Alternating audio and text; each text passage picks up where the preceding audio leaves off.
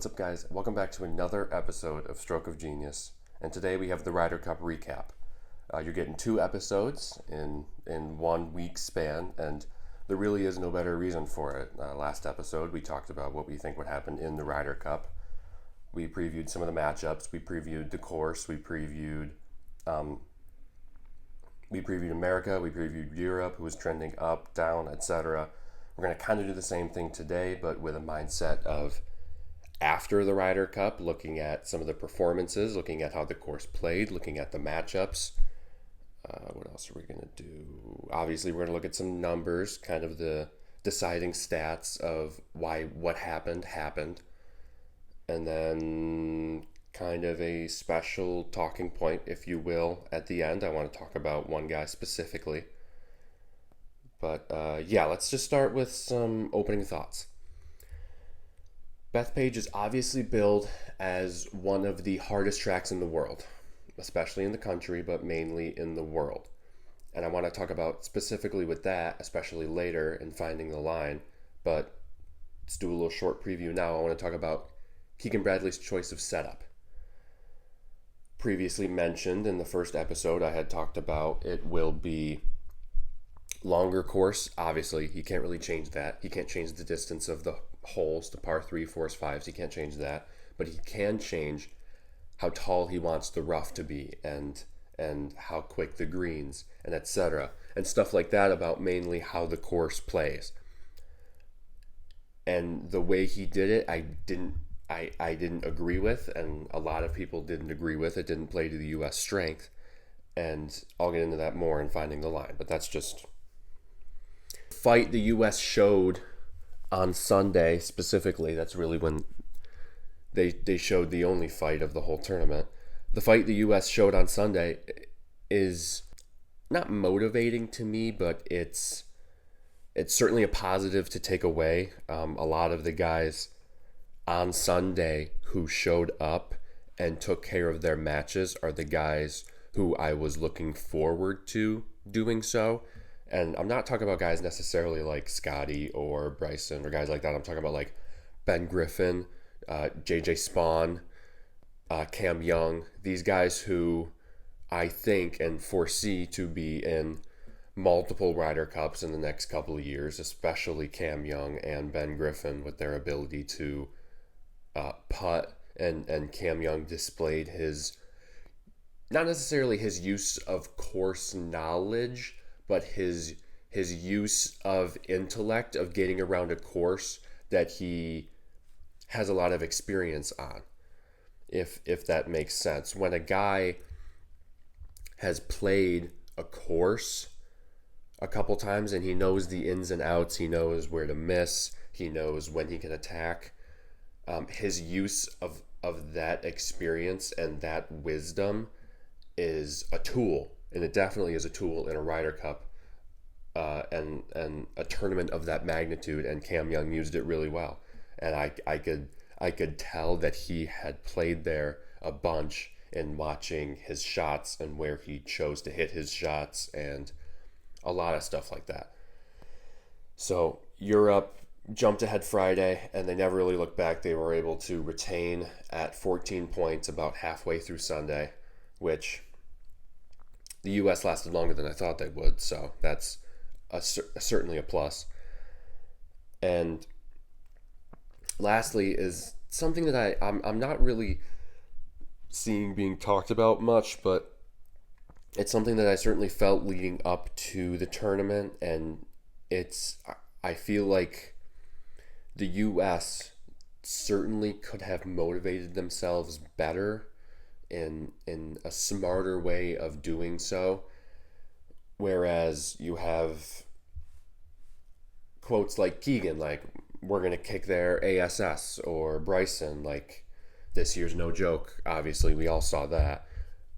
And there was a lot of examples of that where, and I hate to use this term, but it's really what it is. It's bulletin board. It's motivation for the Europeans to be like, hey, like, these guys really think they can beat us. We have the experience, we have the chemistry, and we have the confidence in knowing that we can go win a Ryder Cup on foreign soil, which is one of the harder things to do in sports. So those are a couple of the points that I not sure I would have gotten to later in the show, except for the course layout. But that's a couple of the points I'm not sure I would have gotten to later. So let's do let's do the lineup first. We got a couple of the same. We took out one, but we got most of the same. We got Momentum Meter, who's trending up and down, following the Ryder Cup, who I liked, who I didn't like. Finding the line, we're going to talk about more of how the course played and how it was set up. We got Match Play Moments, Beyond the Card, and I'm going to replace Stroke of the Week from this week with something that I just basically, as I said before, a special talking point, something I want to talk about, something I think deserves to be talked about, and we'll get into that toward kind of later in the show. But after the special talking point, as always, we're going to do Next on the Tee, about what's next in the golf world, what's next for the U.S. specifically, if they want to have a chance to win on European soil in 2027. And then one or two closing thoughts. Yeah, that's pretty much all I got. So let's get into Momentum Meter. So first up for Momentum Meter, I got my boy JJ Spawn. JJ Spawn, I was questionable about whether he would. At first, he would play the first day, but he sparked it early Friday. He had an early birdie on one right out of the gate. It kind of gave me confidence in what he could do, and he certainly held his own in the solo. And that is mainly what I'm looking for with a lot of these guys, Cam Young and Griffin also, and I'll get into those guys in a minute here. But especially with the three of these guys, I'm looking for what they do and how they respond to being put on an island. And I understand that this island is favoring them. It is a U.S. island, and let's say, for example, a European island, like something like Marco Simone or anything, would be different. It certainly would be different. But how will these guys respond to being being siloed, put against one other guy completely on their own? And I liked how the three of them handled it. I like how Spawn, Young, and Griffin handled it, especially Young and Griffin. Young hit a major clutch putt on 18, obviously, to win his tournament. That's probably one of the highest positives for the U.S. That was one of the best things to see. And I know this is going to sound stupid, but another reason for my confidence in Griffin, other than he was one of the only people on the U.S. that I saw hit a longer putt, is going to sound stupid, was the Whoop heart rate thing. His Whoop heart rate, when they showed it on the screen, I think they had it for JT too, but when they had it on the screen, on his first tee shot, Griffin's heart rate, it wasn't as nearly as high as I thought it would be, and it wasn't that high in general. If I remember correctly, it was like 130-ish, which, playing in your first Ryder Cup on the first tee, I would think that your heart rate would be higher and you'd be more nervous. But Griffin was all about it, and Griffin performed well on Sunday too. And again, if any of these three guys are left out on an island one-on-one on a Sunday at the Ryder Cup, I now have more faith in them than I do in some of these other guys who have played in Ryder Cups. So, and just real quickly, kind of a trending up for me, Oberg was really the only guy on Sunday who was able to confidently finish it off. He finished off Cantlay. I think it was either 3-2 or 2-1. I can't remember what specifically it was, but with a lot of these matches on Sunday, I mean, we can point to Fitzpatrick and Bryson as just a glaring example. Oberg was 2-1. A lot of these guys on Sunday on Europe, they couldn't slam the door, which I guess they didn't really need to in order to win. They didn't need to slam the door. I mean, Shane Lowry did a fine job of that with a putt to have the hole and retain the cup, but a lot of these guys on Sunday for Europe couldn't slam the door like they had previously in the tournament on Friday and Saturday with just cold-blooded long putts to completely answer. Oberg was able to slam the door. He was able to slam the door earlier than anybody else on Sunday. He was the only one to actually win a match for Europe on Sunday. And that made it a significantly closer score, closer than it should have been. But Oberg's trending up for me. So he was the only one to really slam the door on his guy that he played against on Sunday. And to have it be Cantlay, like kind of a known European killer on the Ryder Cup, and have a big European American history of performing well for his country, that has me trending up, at least for Oberg.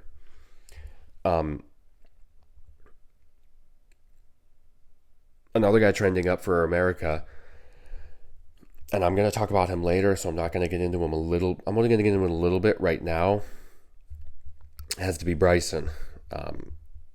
Real quickly, because I want to talk about him later. Bryson came back from 5 down. He was... I don't have the plan in front of me, but I think he was 5 down after 10, which is in match play, being 5 down is a death sentence, essentially. So to be able to come back from that, he is certainly trending up for me.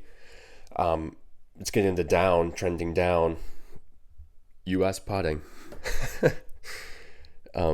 All week long, I wrote it in my notes. I think, when did I write it in my notes?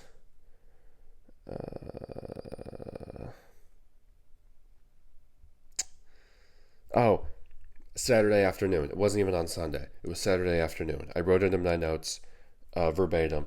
This is the single worst putting performance I've seen from a given group of guys. And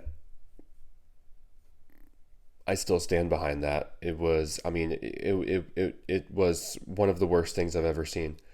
Every time the broadcast cut to an American player, it was somebody missing a putt. It was an American missing a putt. It was Cantlay, it was Xander, it was Scotty especially.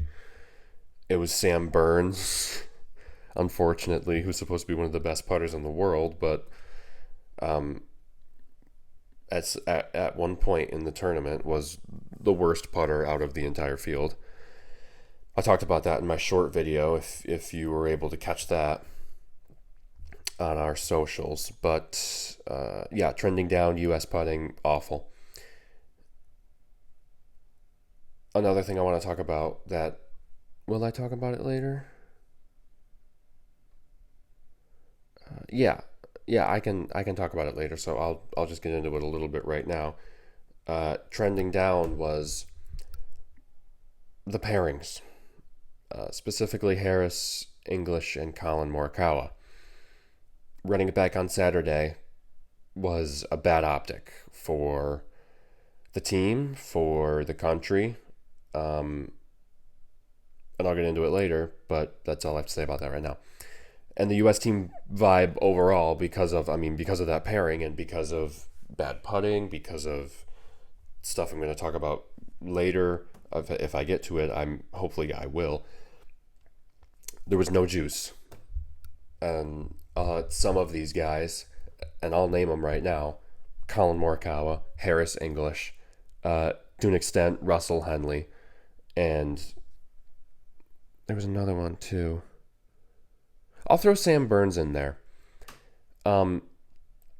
because Sam Burns just underperformed like I couldn't even predicted. Like I would not even predicted him to underperform that bad. Sam Burns lost over a stroke and a half putting. Justin Thomas lost over 2. There was no willingness to attempt to fire up the crowd when they were down. And that's half of the job. You can't just use the crowd to your favor when you're up, right?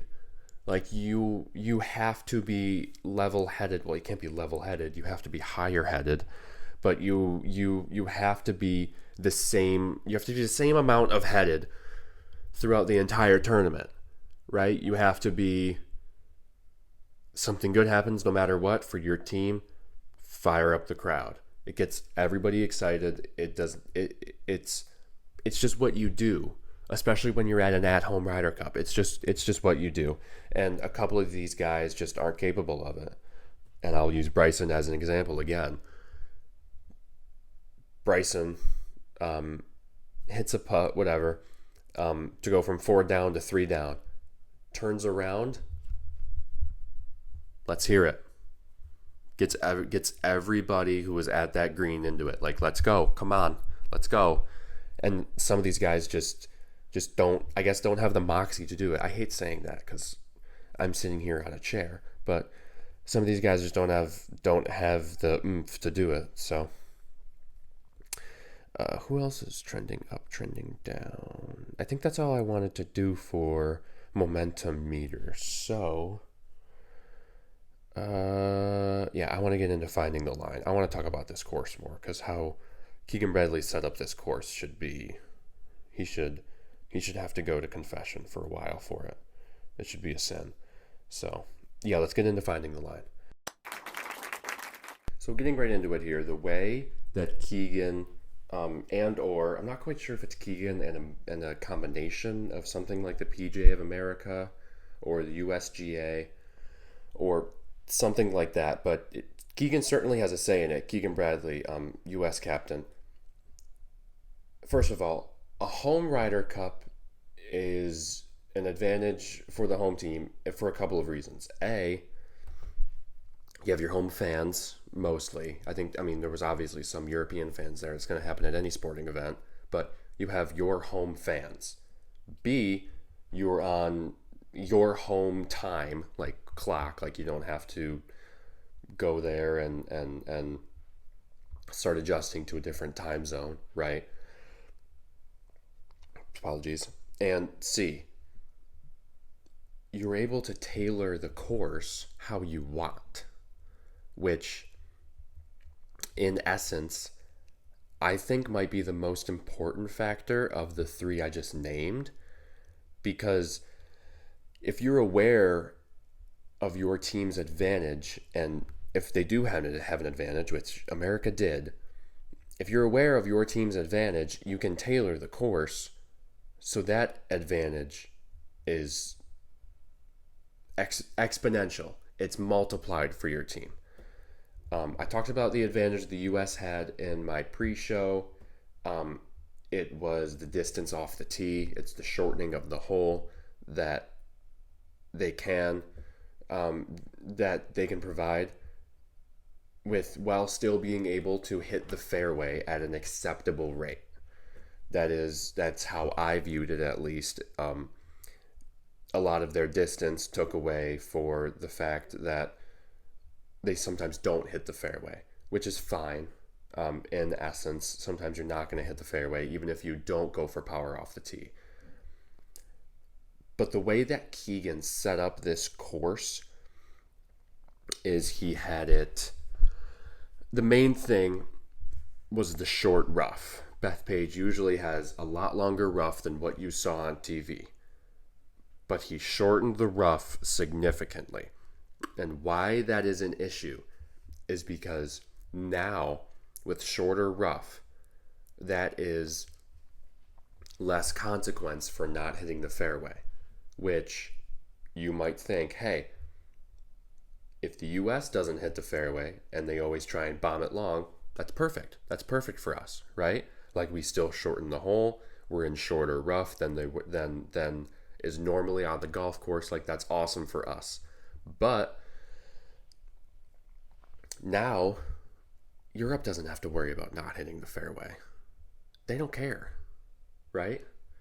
So they can try and spray it all over the golf course however they want. They can just absolutely try and bomb it as the US does. I gotta stop saying we. As far as the US does, and that takes away our advantage. We're basically just trying to hit it as hard as we can, and we don't care about where it goes because the rough is short, and that also includes the tall grass, or I don't know, I don't want to call it fescue because it's not, but the taller grass that is around the fairway bunkers was short. So if you're hitting out of a bunker, you don't have to worry about hitting the lip of the bunker or the grass on the outside. You're more likely to get it over the edge of the bunker. So that pretty much took away any sort of strategic, I don't want to say strategic communication, but that took away any strategy off of the tee for that Europe had to put in place, right? Now they don't really have a strategy. They can just hit it wherever they want. So that essentially turns into, let's say it's a 4-ball match. All 4 players miss the fairway, hit it about the same distance. Then they have pretty much, I don't want to say pretty much the same shot going in, but they have about the same shot going in, because obviously they're all playing with the same pin position.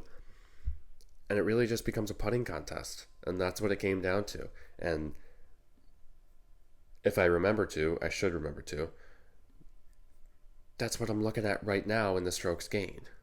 It was just a putting contest. That was the biggest differential in strokes gained between the two teams. We lost over 8 strokes putting. We lost by 2 points total. It was 15-13. And we lost over 8 strokes putting. When we lost in 2023 at Marco Simone, it was, what was it? 16.5 to 11.5. I was going to say 16 to 11, but that doesn't make any sense. 16.5 to 11.5. The strokes gained putting differential was a little under 2.5 for each side. We lost almost 2.5 strokes putting. Strokes putting. 2025 was 8. 2023 was 2. This year basically turned into a putting contest because of how we set up the course. How short the rough was and how basically everybody had the same putt or the same shot hitting into the green. And I can see that in 2025 because, let's say for instance, around the green, strokes gained around the green was a differential of 1/10, and strokes gained off the tee was a differential of 1.5. Our strokes gained off the and we had more strokes. We had 1.78 strokes gained off the tee. The U.S. Yeah, stop saying we, but the U.S. had 1.78 strokes gained off the tee. I think in order for the U.S. to win, that needed to be, first of all, that needed to be the highest differential. We needed to gain the most strokes off the tee, right? Because that was our one advantage that I pointed out. But because of the course setup, Keegan didn't allow that to happen. And really, if I'm, I don't want to get into 2023 too much, but the 2023 strokes gained numbers are just appalling. I looked at it for a while last night to try and make sense of it, and it is just absurd. In 2023, there was almost a 20 stroke difference, and this year was almost 2. It's just, I thought that was a typo. So I guess this isn't really finding the line. This is just a gripe of mine. you might have seen on social media, and I agree with it because I was watching as well. Broadcast Friday and Saturday was horrible. It it we didn't see nearly enough golf as I would have thought. There are four balls in play, or no, I don't know. It's early in the morning. There was enough balls in play to where we can go shot, shot, shot, shot. We don't need to stick. And I understand why they stuck, why it was kind of stick to one shot here. Let's play it out a little bit. Let's play out this match. And then we'll move on to the match maybe after the hole ends, or maybe after they hit their approaches, something like that. But I understand why they did that. It's because they kind of want to have each they kind of want to have each match be a story in itself, and they kind of want to get you invested into each match because there's only four of them. They want to get you invested into each match, right? And then they'll kind of break away and get you invested into this match as opposed to going boom, boom, boom, boom, boom. And you kind of, it's not that you don't understand what's going on, because if you're a golf fan and you're watching this, you understand what's going on in every match. You're always following like I was.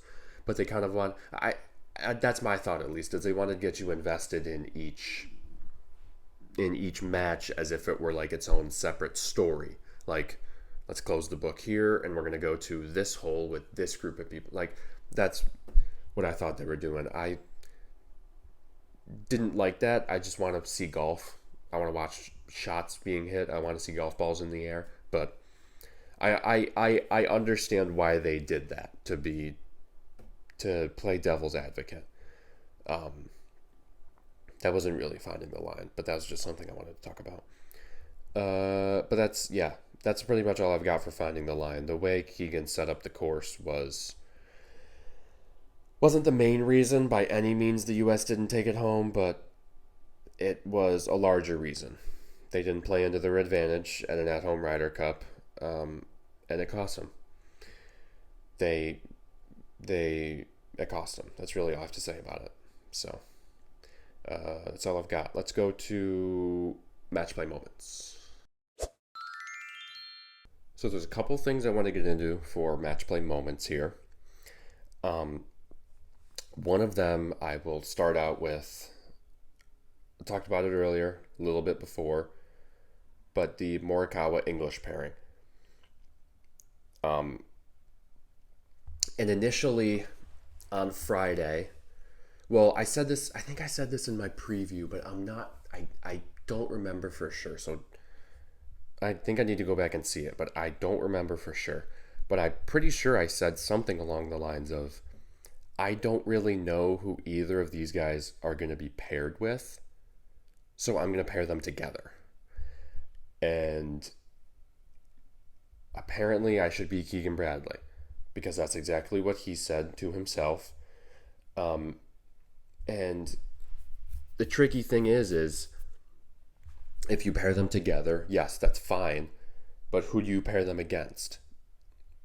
Going in, for me at least, I knew that they were probably the worst pairing that could be made up.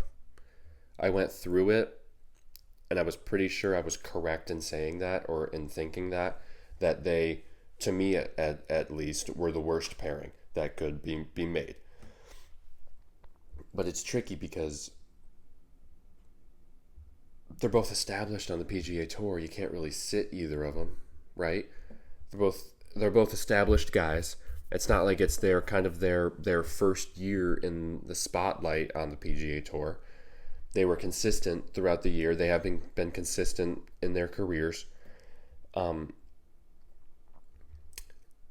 So then I'm thinking, who do you put them against?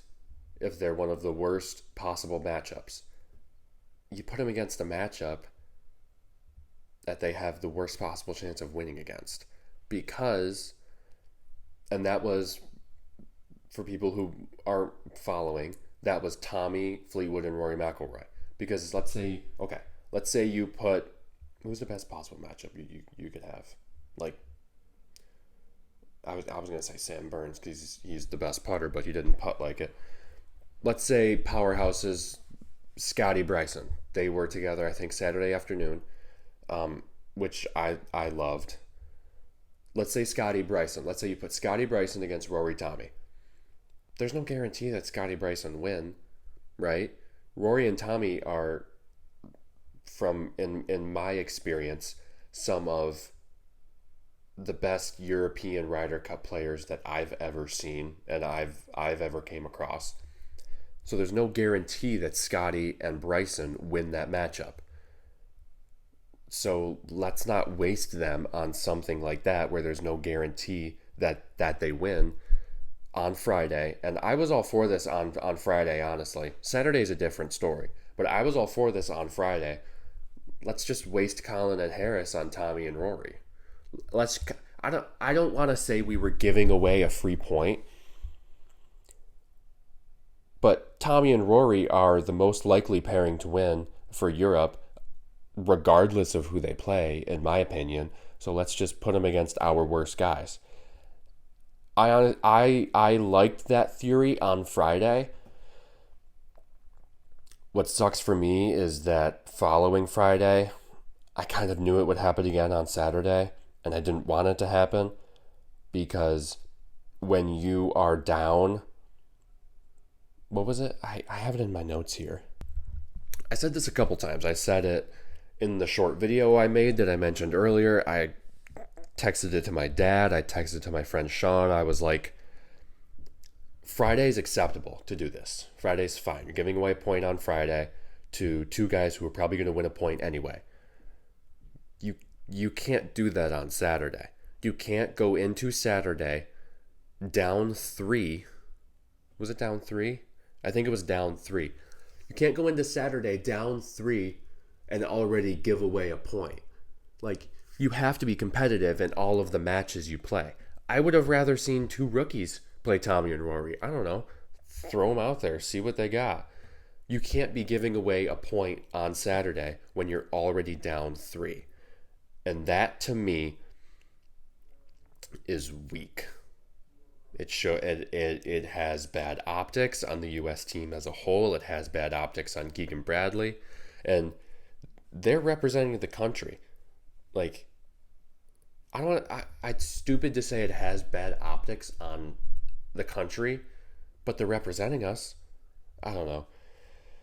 It didn't look the way I wanted to, and it obviously went the way that everybody thought it would. Colin and Harris didn't have a chance, and Tommy and Rory beat him for the second straight day.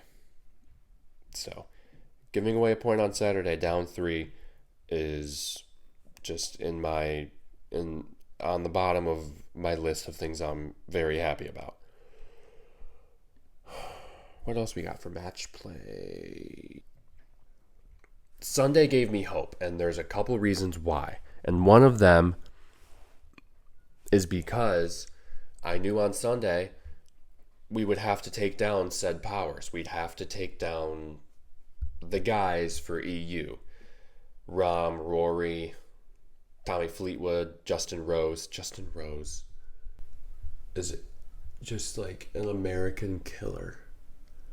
Justin Rose is like 50 and is just dicing up the red, white, and blue like every 2 years. It's honestly a problem. Like, Justin Rose is very entertaining to watch golf, but he's like a chef's knife, and we're just cilantro. He's just dicing us up over and over again. But we took him down on Sunday. We took down the big 4, and that I knew that would have to happen, and the boys stepped up for that. That it gave us all hope, at least for a little bit, and had me keep watching a golf tournament of this magnitude. Of course I'm going to keep watching. It's awesome.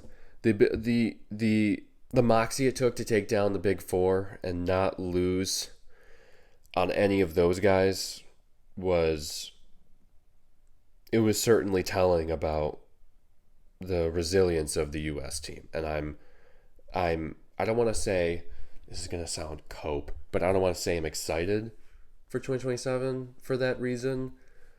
But a lot of these guys I want to be on the 2027 Ryder Cup team, regardless of how lopsided it was Friday, Saturday. A couple of these guys I really want to be on the 2027 team, and a couple of these guys I don't. And you can probably figure out who I do want and who I don't want based on how I've talked about some guys. But I really don't have anything else for match play moments.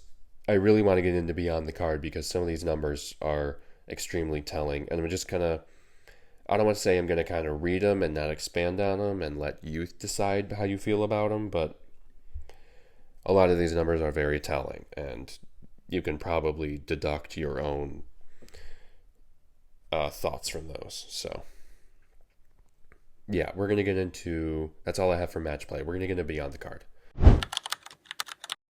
We obviously putted horribly. There was a lot of guys that just had awful putting numbers. I said Sam Burns, JT.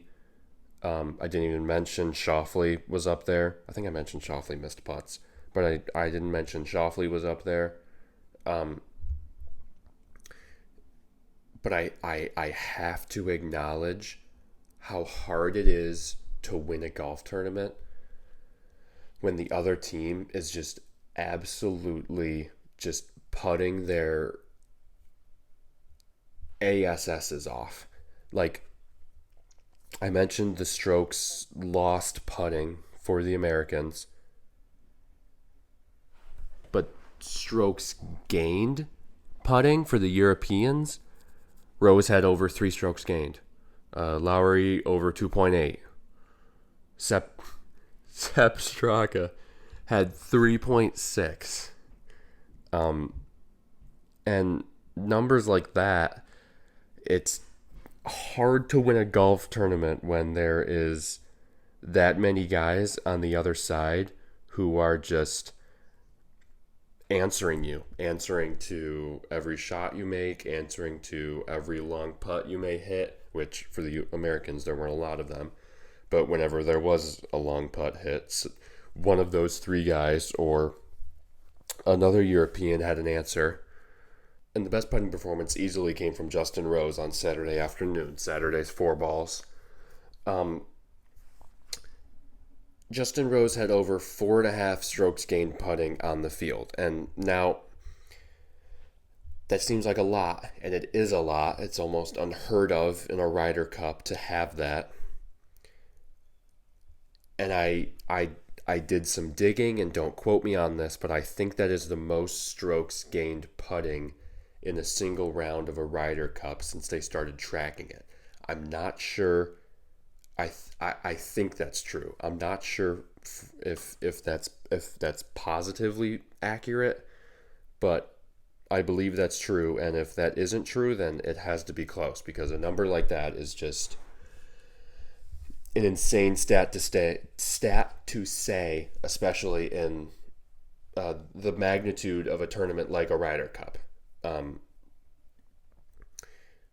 Shane Lowry had almost 2 strokes in putting on Sunday. He slammed the door on the Americans after he hit the putt to have the hole. Was it to have the hole? Or maybe he might have won the last hole. He hit the putt to clinch the retainment for the Europeans.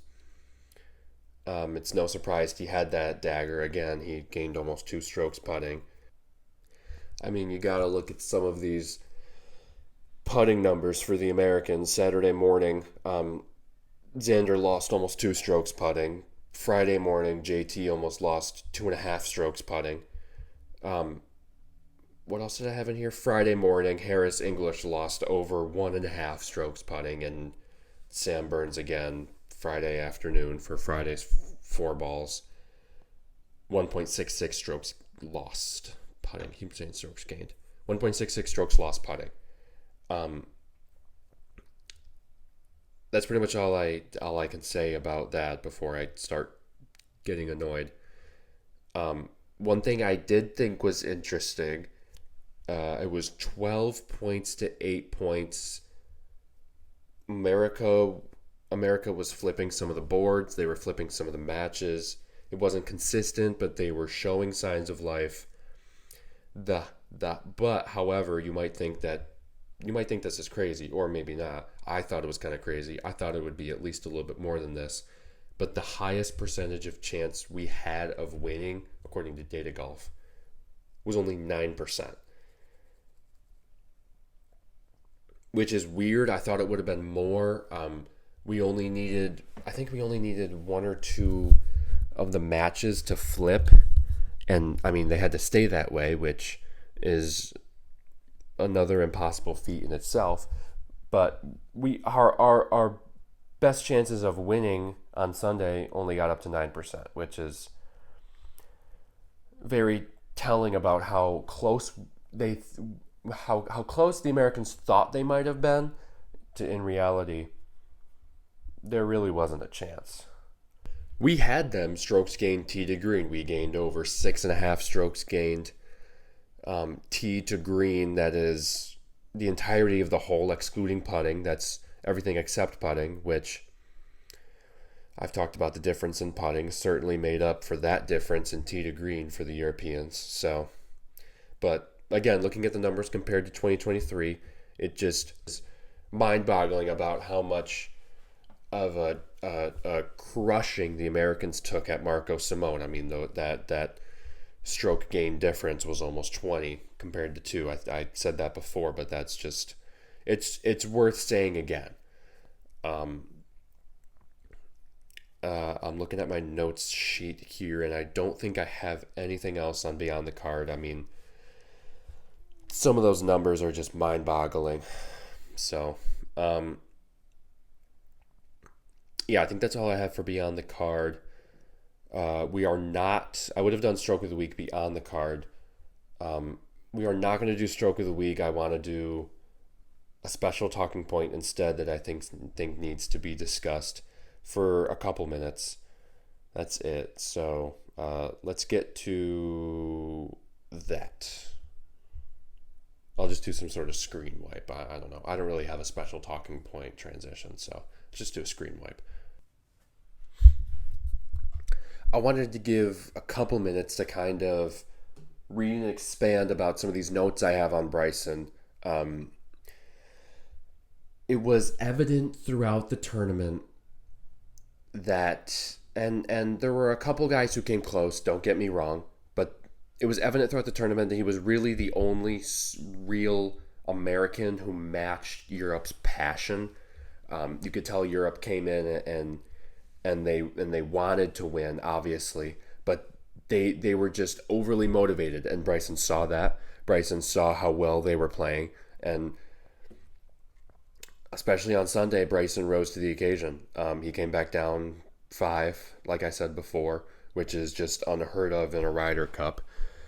And if it is, I'll say this: it's unfortunate that the Americans couldn't complete. I think would have been one of the best comebacks in sports history, but it's unfortunate that they couldn't complete it because Bryson should be talked about what he did on Sunday, and I guess not really over the course of the weekend, because really he came to fruition on Sunday. What he did on Sunday deserves to be talked about more, and I think it would be talked about more if the Americans made that comeback, but they didn't. So I'm going to spend a couple minutes on Bryson because he deserves it. He fed off the crowd, and he wasn't, like I said before, he wasn't afraid to show that emotion and feed off the crowd while he was down. Because if you are feeding off the crowd, you're feeding off you're showing emotion, that just shows confidence that you think you can come back. And not only are you feeding off the crowd, but the crowd sees it too. The crowd sees that you're confident in yourself even when you're down, and the crowd can feed off of that. You'll get more people following you. You'll get more support. Not that Bryson had any lack of support, but to me, his kind of, I don't like to use cliche terms like this, but his dog mentality really stood out to me, and it was evident in the post show, or not post show. It was evident in the post cup interview, like after his round, after he came back down 5. Dude loves his country. Like, he wants to do everything in his power to make sure that his country succeeds, and this country is one of the best in the world. And it's stuff like that that I see. And regardless of how much somebody loves this country, okay, we don't have to get into that. That's political stuff. We don't have to get into that. But regardless of how much somebody loves this country, I respect him for having that much passion about it, if that makes sense. And to me, in a tournament of this magnitude, where you're wearing red, white, and blue, or if you're on the other side, you're wearing blue and whatever it was. It was like, I don't know, like brown or something. I think they had like beige on. But if you're wearing red, white, and blue, that makes me want to root for you, dude. And even after this tournament is over, it makes me want to root for you. So yeah, and that's not what he was looking for. He wasn't looking for more people to root for him, but that's just how I feel about it. Not that I don't root for him already. He's one of my favorite golfers because I knew he was like this. I knew he cared, and I knew he loved his country, and I knew that this tournament meant everything to him. So, and seeing somebody like that really amplifies everybody else on the team who just, compared to him, just look flat, look kind of, I don't want to say, and I hate using this because, again, I'm sitting on a chair talking about it, although I am wearing red, but the rest of it compared to it looked uninspired. Bryson kind of, and I have it in my notes here, I think I summed it up really good. Bryson became the identity that fans wanted and watched that they didn't really get elsewhere. And I think that's a good point to end on for this kind of special segment on Bryson. Yeah, I think that's a good segment. I think that's a good point to end on. So enough about Bryson. Let's get into our last segment. Let's do next on the tee. So next on the tee, I want to go over some lessons we may have learned about how the U.S. could have handled this better, lessons about Europe moving forward. There really aren't any lessons. And some other stuff. We'll get into it. Couple main U.S. lessons. And I have in my notes here. They must, whoever it is, I don't know if it's going to be Keegan in 2027, I don't know if it's going to be anybody else. My dad wants it to be Fred Couples. Wouldn't be opposed to that. Must use captain's picks and course setup strategically. That is the main point. That is why you are the captain. That is what you do. You are not just there to ride around on a golf court, ride around on a golf cart and have an earpiece in your ear and get guys sandwiches when they're hungry on the course. Like, you need to use the captain's picks and the pairings and your advantage. Well, you're not going to have it in 2027, but when you do, your advantage of the course setup, just as that, as an advantage. You need to use it strategically. You have that at your disposal. And the U.S. didn't do any of that, and they still kind of came close to winning, albeit a Sunday Hail Mary, but whatever. And speaking about the pairings, you cannot roll out safe, uninspired pairings that will throw away points. That will throw away a point. You shouldn't throw away more than 1 point per round, obviously. But that will throw away a point if you're trailing. That's just stupid.